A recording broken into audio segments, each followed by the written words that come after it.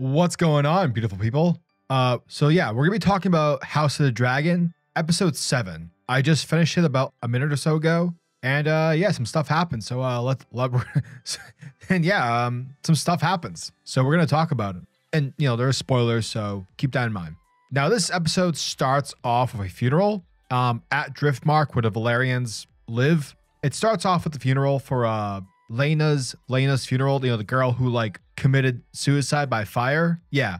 Well, it's her funeral and everyone's crying, everyone's sad, and you feel this sense of strange. No one wants to be there. No one wants to be a family, and you feel this sense of alone. And no one knows how to talk to each other. The death has hit everyone pretty hard, and everyone's responding in their own weird way. So that was that part. And yeah, and as the episode progresses, we finally have the hookup scene between Daemon and Rhaenyra. That was cool. Weird, but cool.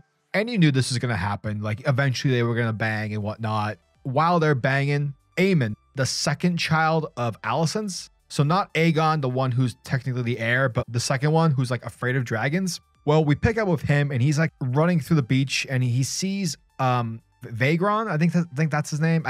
She actually. And that was Lena's dragon. Well, Aemond's all right, well, I'm going to try and ride this thing, because if I can ride it, then I'm valuable as a person. And so he tries to ride it, and he eventually gets there. And it honestly reminded me a lot like the Iron Man scene, where in the first Iron Man movie, Iron Man suits up for the first time and he's flying into the sky. It felt a lot like that. And again, this is what the show really nails so well. You understand Aemond, you know that he's conquering his fear, and you're kind of cheering for him, because we go through the struggle with him of mounting the dragon and kind of getting used to the whole flying as a dragon rider. And so because of that, we're yeah, let's go Aemond.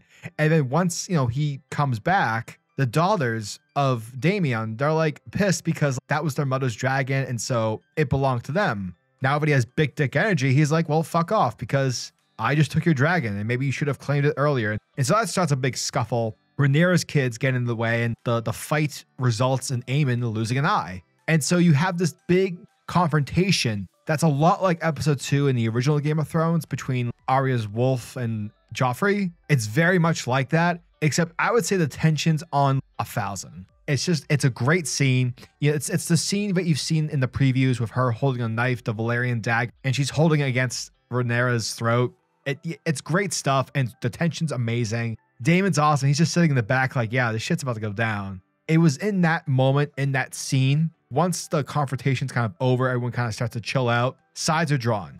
Sides are chosen. You got the Velaryons with Rhaenyra and Daemon on their side and her children. And then you got the Greens, who are Alicent, her children, and Sir Criston Cole, who's a mega douchebag. He's just an asshole. Yeah. No, overall, I like this episode. The beginning was very slow. As the show progressed, it does this thing where it's you're rooting for someone, and then you realize, oh shit, this guy's probably going to be a terrible person moving forward. So, but yeah, that was the episode. Great stuff. I'm excited. Let's go. I'm all team House Velaryon because they're sick.